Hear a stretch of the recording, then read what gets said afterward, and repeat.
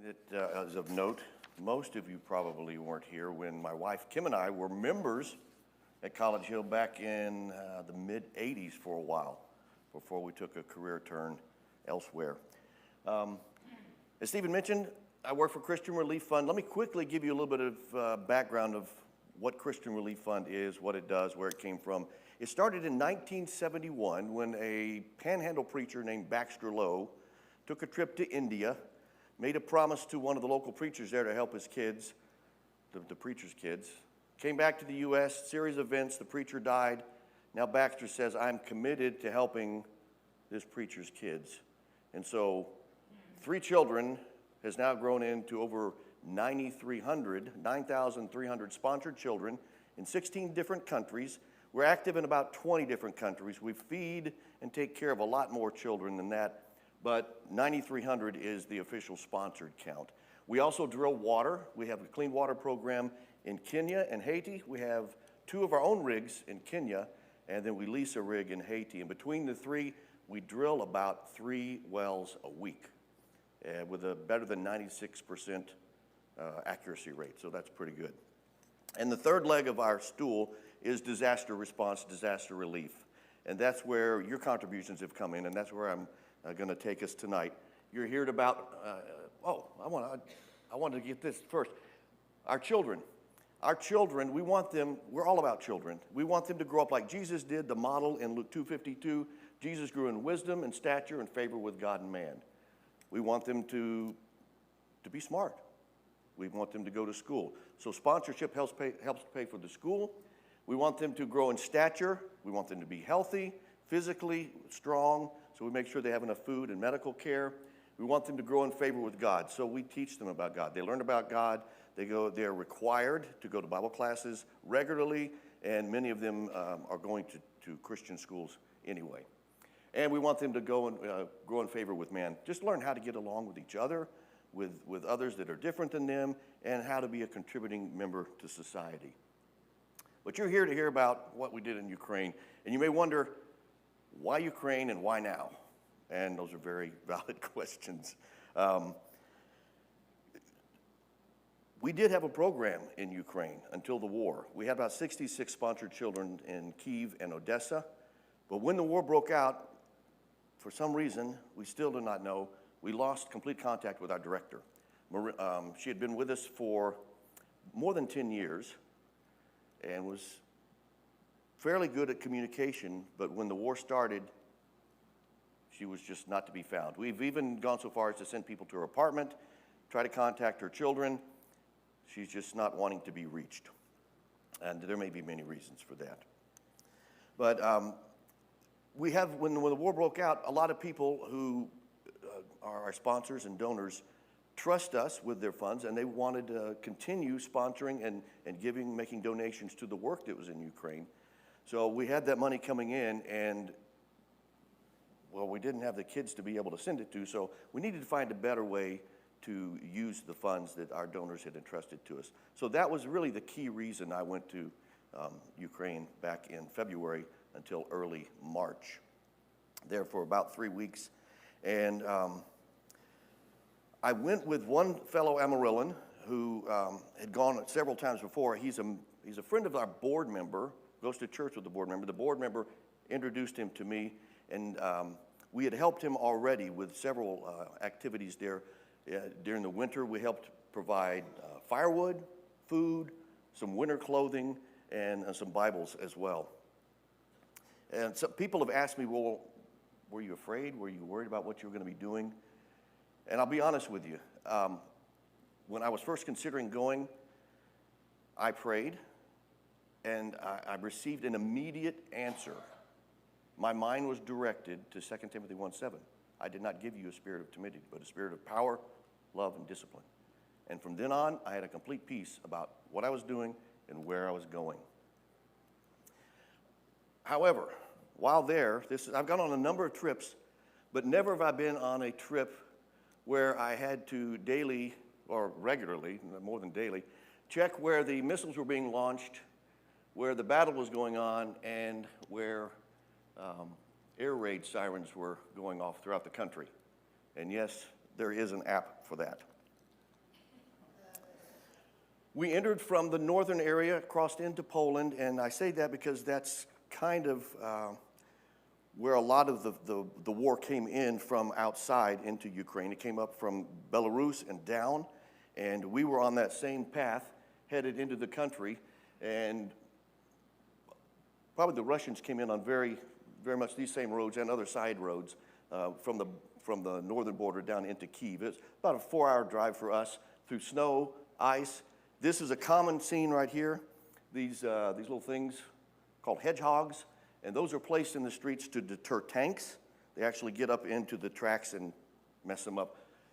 And as we were driving, before it got dark, I kept noticing the traffic signs, the direction signs were marked out. They were painted over. And I thought that was kind of weird, but it was consistent. And so finally I asked one of the English-speaking drivers, I said, "Why are all the signs painted?" And he said, "Well, that was to confuse the Russians." Well, in my mind, I'm thinking, well, certainly they have GPS, and I mean, we're in the 21st century now. They don't look at the road signs to find where they're going. But he may have been onto something, because think about it. If you remember back earlier in the war, the Russians were supposed to come in 3 days. They were going to take over the country, be in Kyiv. However, as they were coming in from the north, all of a sudden you got a 40-mile-long stretch of bogged-down Russian soldiers and their equipment going nowhere. Completely changed the war. I'm not saying it was the road signs, and I'm saying it wasn't either. But when we got to Kyiv the next day and the next couple days, I was able to walk around. Things seemed somewhat normal. People were out in the parks, children were in playgrounds, streetcars were running. We were able to get onto the subway. And one day we went down into Independence Square, where they had some of the damaged vehicles and war machines on display there. This area right here, and I'm sorry, I'm right-handed, so I'm going to point over here rather than over here. This area right here is a part of the park. Each flag represents someone who had been killed in the war. The Ukrainians would take the name of that person, plant it in here. So there's literally thousands of flags in this field. I couldn't get all of them. And if this looks familiar, it's because the day after I was here, President Biden and President Zelensky found out since I was there, it must have been safe enough for them to be there. And so that's where they showed up, coming through here.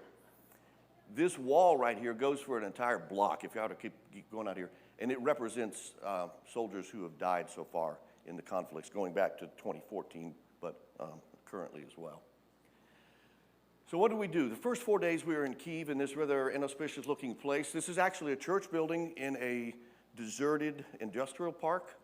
And there were about 60 to 70 church leaders and ministers who had gathered together for a retreat to get out of what they were doing. These are men and women who daily are going into the most fierce places where the battles are taking place even now. They're going into there to help their fellow men, taking whatever was needed. And they're doing it without any fear, without any regard to their personal safety.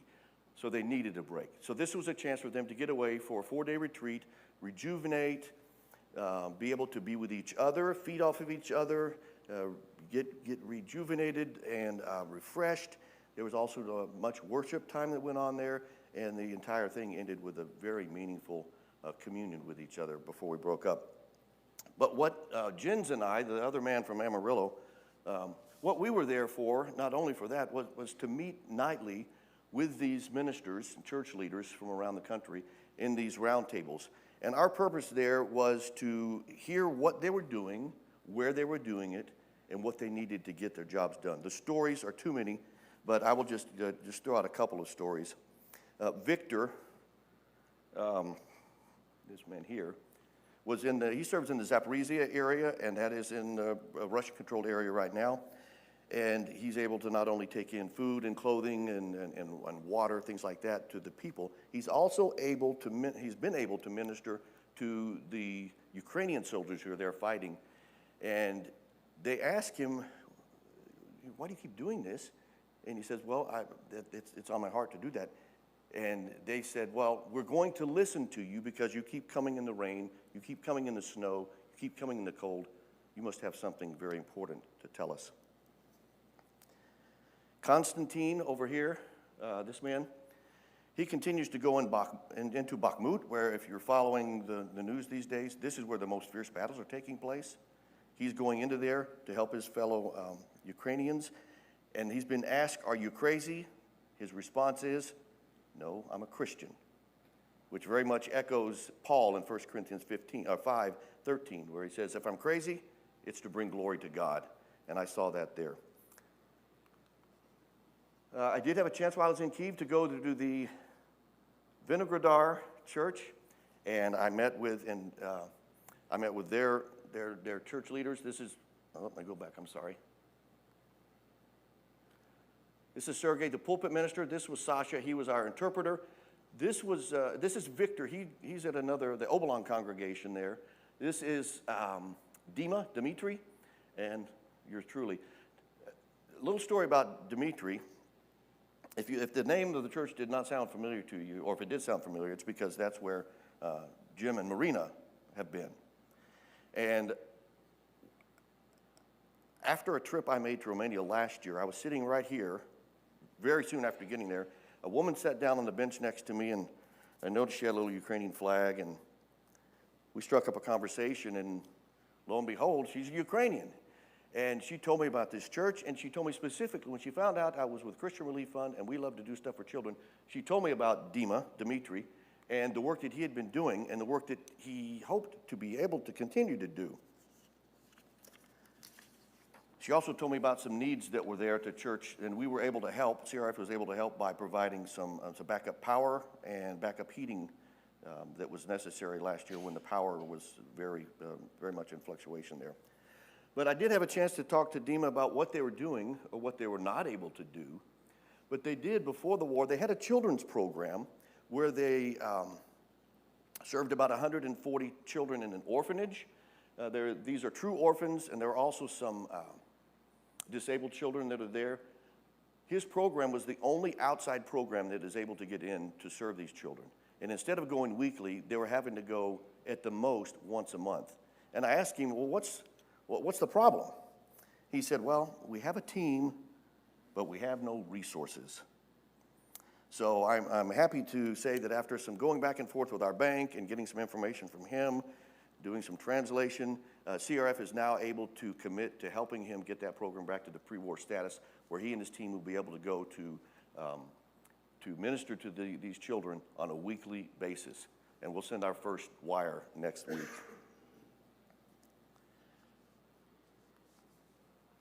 So from Kyiv, after the 4 days in Kyiv, we went down to Kryvyi, which happens to be the childhood home of the current president, Zelensky. That's just a side note there.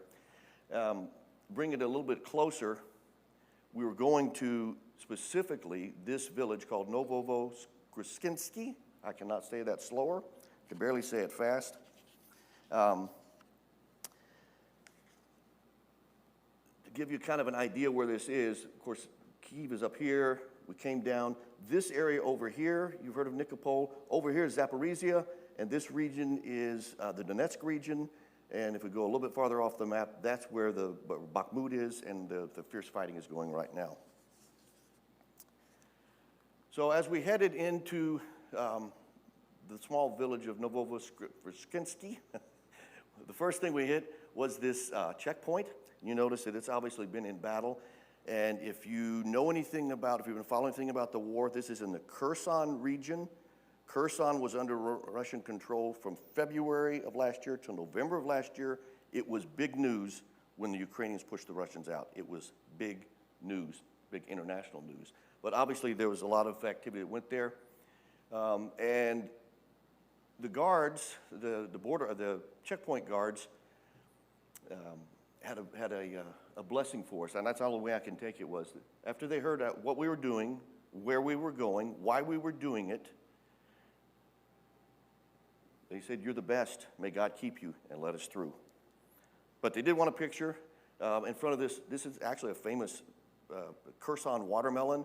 This is a watermelon growing region in Ukraine. Ukraine is very fertile, but this is where they grow their watermelons. You can do an internet search and find much better pictures of the watermelon before it was shot up by the soldiers.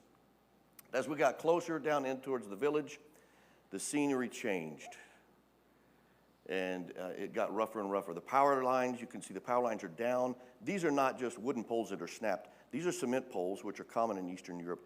The Russians had completely sabotaged all the power down there. There's no power in this particular area. In the Kherson region, very little power, very little running water. You started to see a lot of this along the roadside and in the fields, trenches, tanks, burned out military vehicles, and the driver made sure to stay in the very middle of the road because on either side there could be, and there were, anti-tank mines, which, I'm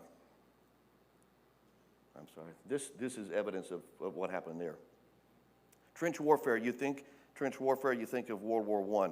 It's still very common. All these fertile fields now are crisscrossed with lots of this. And the scene did not get any better. The Russians operate on a scorched earth policy, which is destroy everything they can with little regard to property or persons. They just go in and destroy. And these, I mean, there was no reason for this house to be destroyed, no reason for this house to be destroyed. As we got into the village, this is the municipal building. This is the school where the children go. The village is of roughly about 2,000 people normally. Only about 500 people still live there. They have no school. The Russians, when they first got into the village, turned this into a prison where they held about 300 prisoners. They tortured them here, beat them, and among other things. Then they turned it into kind of like their headquarters. They stored all their ammo here. And before they left, before they were pushed out, they tried to do as much damage as they could to make it unusable. And then we come to the place we call the house. And obviously that's it's an obvious reason. But we had come in contact with a Russian missionary, a Ukrainian missionary woman named Irina, who had been going to this on a weekly basis. She'd been going down here since just about the war started, coming into here and helping serve the kids that were left behind. About 60 to 70 school-age kids were meeting together, but they didn't really have a place together. They were just kind of meeting where they could in clumps. Well, CRF initially had committed to helping them with a full structure, a heavy tent structure to meet in. But when Jens had gone there on a previous trip, he and Irina located this house that was empty. They found out the owner was out of the city, but his son was in the city, and they got permission to use it. So we gave them funds to clean it up, clean it out, and lo and behold, they found a note in there that was from Russian soldiers who said, "We're sorry for messing up the house." They had been using it as their barracks while they were there. It's kind of ironic that it's being used for something completely different. This is Irina. Irina daily, weekly, when she goes there, meets each of the children. She greets them with a high five or a hug. The children are there. This is just a picture of the high schoolers getting a meal, having a time together. I find it interesting that the village name Novoskresinski roughly means new beginnings. And that's what we're hoping can happen there for these children. Irina is, I really don't have enough words for her. She's like an angel on earth, especially to these kids. She brings a joy to the house that I can't explain. The children come into the house in a different state, and it changes once they're inside the house. They are able to be loved on. They have some activities. They eat. More importantly, and most importantly, they learn about a God who loves them. And before they leave, Irina and her small group pray over them. Obviously, when they're inside, the children are having fun, which kind of continued, especially with the high schoolers outside. Here, Constantine spoke English, one of the few that spoke English. He wanted to practice with me. Irina continues to interact with the kids. You can see that they're enjoying what's going on there. This sweet little girl in the teal, when she first got there, was very solemn, but she kind of opened up, and this was towards the end of it. She even got up to the point where she was dancing, moving around, just having a good time. But the younger children, especially when they get outside of the house, you can see they're still having a hard time processing what they've seen and heard and what they continue to even smell. Their demeanor is just somewhat different. I don't have any other way to explain it. It's just different. And none more so than on the little girl in teal. And you notice as soon as she walked out of the house, her demeanor is completely changed. And it did not change. It remained that way until she and her grandmother left. And you can only imagine what's going on in her little mind when she steps out of the house and she steps into the village, and this is what she sees and the memories that that brings to her. But thankfully, CRF is committed to helping them, and that help has already come in place. This is the water project that's going on right now. Until they can get fresh running water in the house, this is going to do, there's a water project for them. And we found out just the day before yesterday that the Bibles we bought for them have now been delivered. So there is good news there. There are new beginnings happening in this sweet little village. The next day we went to Nikopol, which is about as far south as you can go without crossing into Russian-controlled territory. This little place right here, if you've pay attention to the news, the largest nuclear power plant in Russia is located right there. We could see the 6 towers when we were down into Nikopol. This area, here's Zaporizhia, this is the area where Bakhmut is, the Donetsk region where the Russians are in control. The Russians are in control of this area right now. I just read on one of the news feeds that I continue to follow today that there's a possibility, I don't know if it's rumored, that they may be leaving, but for right now they continue to control that. And while they're there, they continue daily from this region to launch artillery and missiles just randomly all over here for no reason other than to be punky about it. There's no strategic value of anything that's left here. You saw what was left behind. But we were able to visit Nikopol. There supposedly is a lull every day, so we were able to squeeze in during one of the lulls. We weren't too worried about it because we were in the safer part of Nikopol, out here on the outskirts, if there was such a thing. Well, while we were there to meet this man and his wife. This is Roman and his wife Ina. The villagers there said that they ran a church of children before the war. They had about 60 children, and it was mainly children that attended this church. Well, suddenly, after the war began, they have 450 children now that are coming to them for food and for activities, just anything to get away from their norm. In addition, they've got a little bit more than 1,000 people a week that are coming there, for adults that is, for food. And so we were there on the day that they're going to meet with, they had to break up the children into groups of 120. They couldn't feed that many at one time. So we're on the day when they're meeting with one of the groups of children in their little small kitchen that they had to extend out into the backyard in order to be able to feed that many, prepare that much food in a short amount of time. They just didn't have the kitchen space. So they did what they could and extended it out. This is our little traveling group of, this is Jens, the Amarilloan. And these 3 guys are church leaders there. This is our translator. Yes, this is a raccoon that was brought there that day kind of as a therapy pet for the kids. And this is who they're feeding. They're feeding daily. They're out in these 450 kids and thousands of people are coming a week. The villagers now, instead of calling it a church of children, they call it a church without walls because it's now extended into their back lot where they've got tents set up, heaters inside the tents. The people are being fed. The children were able that day to enjoy the burgers that were prepared for them. But we had to leave before this scene. This video was sent to me. We had to leave because the lull was over, and we'll just leave it at that. That was the last part in Ukraine. From there, we headed back north, headed up to Cherkasy, spent the night there, spent the night in Lviv. And as we were going farther north, we were coming to some areas that I had not seen before because they were dark. But we were on one of the main highways, headed back up to Lviv and to a different exit point into Poland. And you could see the wanton destruction that was left behind as the Russians came in and came out. And one of those areas was in Bucha, where if you follow the news, this is where they first found what they believe is going to be war crimes, atrocities, mass graves of citizens who were just killed for being in the wrong place at the wrong time. The scenes, we did not get that close to Bucha, but we could see the destruction that was leading to it. The main road did not go there. CRF has been involved in the Ukraine relief efforts since just shortly after the war began. Last year, in April, One of our vice presidents and I traveled there, and we were with our CRF Romania director, and we were driving around going to different refugee centers, seeing how we could help. We had already committed to helping the ones in Bucharest, and Eugene, the director there, had located a few more. We wanted to see how else we could be involved. So we were driving south into a city called Isacha, and actually we were headed someplace else. We were driving through Isacha, and then we saw the sign for this port, and Eugene says, hey, that's where the ferry crossings is. You want to go see what's going on? So we said, sure.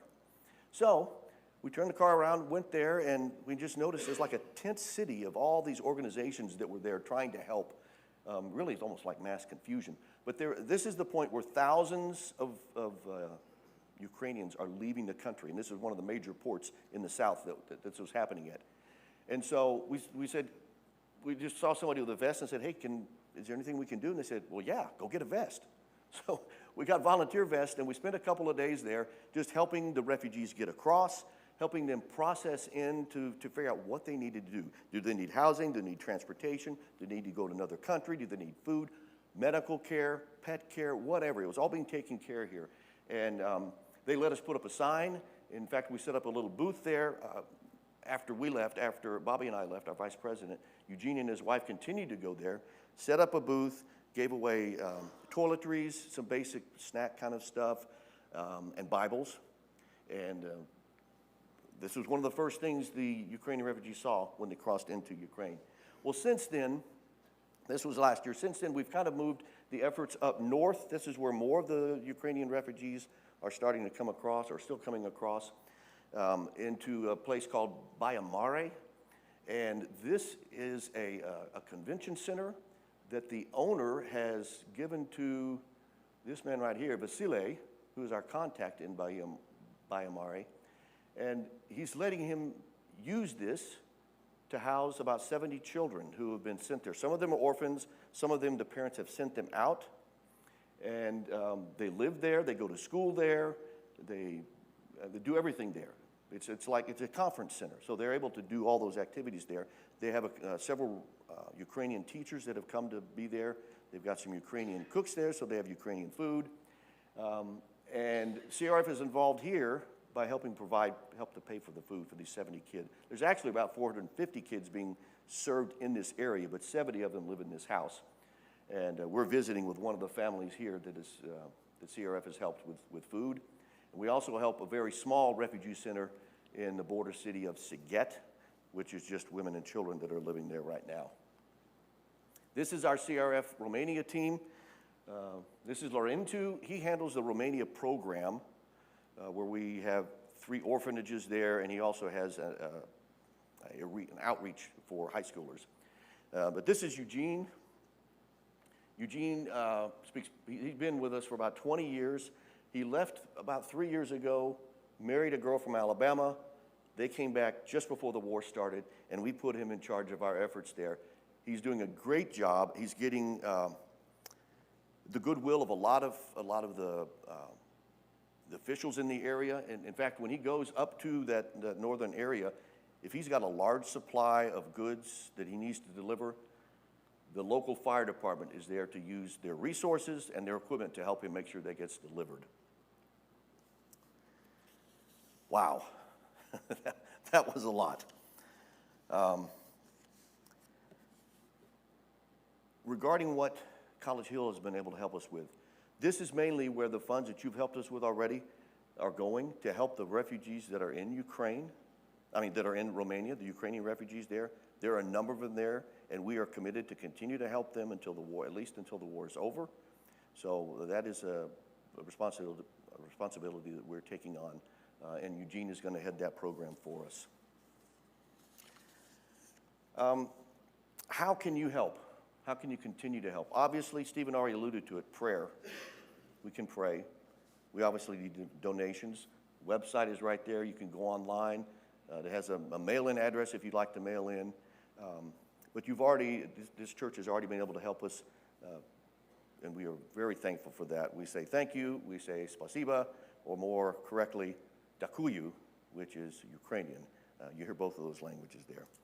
But the prayer that I would ask you to be praying for the Ukrainians is this, from Leviticus 26, verses 5 and 6. You will eat all the food you want and live in safety in your land.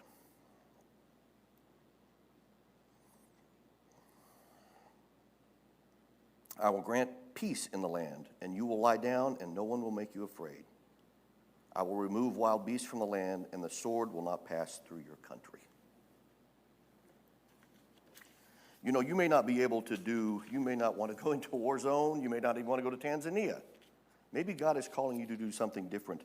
Bob Goff wrote, "Don't let fear call the shots in your life.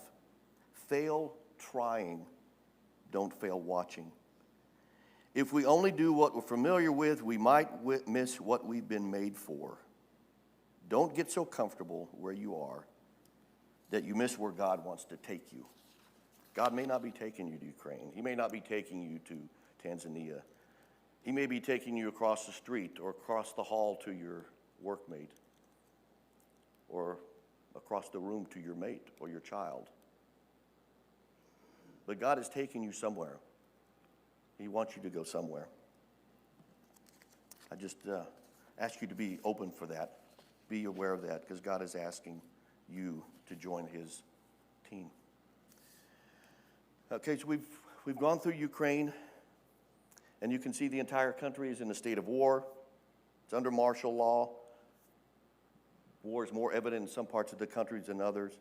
But everywhere I went through Ukraine, every person I talked to was confident that Ukraine is going to come out victorious in this.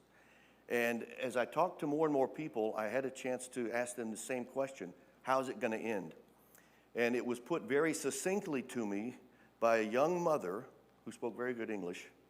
And she told me, "We are going to win because we have paid the price." So in other words, Olga was telling me that because blood had been shed,